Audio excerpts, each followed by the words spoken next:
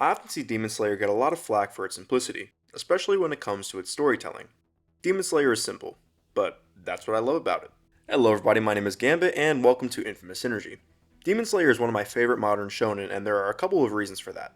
And no, it's not just because of the animation. Between the character designs, power system, and the simple but effective heroes versus villains story, I really can't get enough.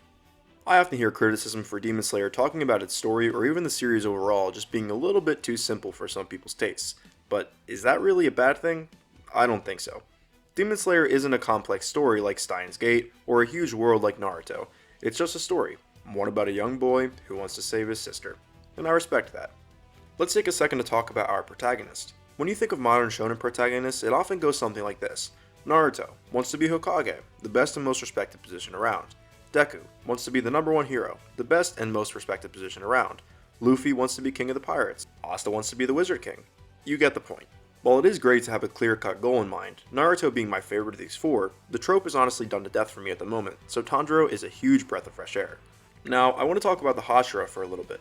The Hashira are really one of my favorite groups in anime. A big part of this is actually due to their designs. Each one is extremely distinct from one another, but they are all simple enough to follow along. The guy with red and yellow hair is the Fire Hashira. The woman wearing a butterfly pattern kimono uses insect breathing.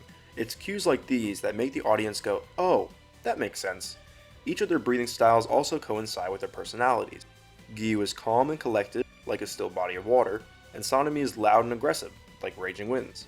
Every part of these characters, every detail about them, makes them feel extremely well thought out. It's this aspect that makes seeing them as a group so satisfying. Let's talk a little bit more about their breathing styles and the power system in place in Demon Slayer. Demon Slayer in a lot of ways actually reminds me of Avatar, not only in its story but its power system as well. Just like the elements in Avatar, Demon Slayer uses different breathing styles based on different elements, animals, and even emotions. If you want to move quick like lightning, you can do that. Swift water-like movements, we got that too. The power system is not only easy to understand, but the possibilities are pretty much endless. A concept like ice or tiger breathing would be just as easy to imagine. Most of our main characters use a different breathing style from one another, but each one learns from and is inspired by another, often with a unique twist. Love breathing is inspired by fire breathing with its bold and arching attacks, but adds an extra sense of flexibility over directness. Lightning breathing and sound breathing users are both seen being extremely keen on their sonic hearing. Lightning breathing emphasizes its speed, while sound breathing emphasizes the bang of lightning breathing. This is seen by Tengen using explosives in every one of his attacks for an extra punch. While each of these characters have different styles of combat, they all have something in common one way or another.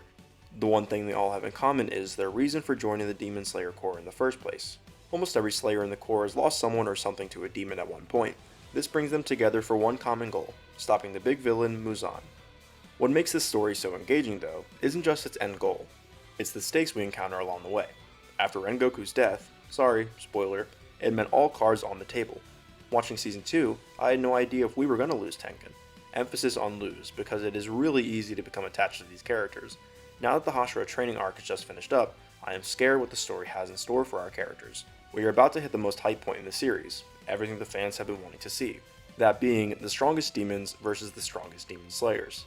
Often other shows have a squad or an enemy group to keep an eye on like the Akatsuki, but not many shows come to mind where both our heroes and our villains are ranked in such a way.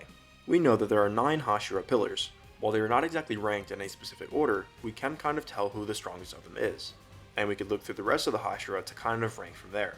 But even the weakest Hashira is still extremely skilled and useful in combat. As for our enemies, the demons, they are ranked by the Upper Moon system, so by a given number, we know exactly who number 1 is.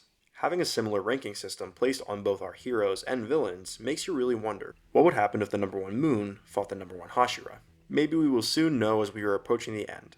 That's right, after these next couple of movies, this series is coming to a complete end, and I'm oddly happy to say that. One thing I really appreciate about this series is it not overstaying its welcome. It knows when it's time to wrap up the story. We aren't waiting around like AOT for Demon Slayer the final season part 4. After this, it's done. Demon Slayer is finished, and that is a very bittersweet feeling. I wanted to say thank you to everyone for the support the channel has been getting recently. It is honestly really mind-blowing, but I am genuinely so appreciative. Just over 2 weeks ago, our goal was to hit 500 subscribers, and now we're sitting at over 2,000. So thank you again. Now please enjoy a little sneak peek of what you might be able to expect in our next video.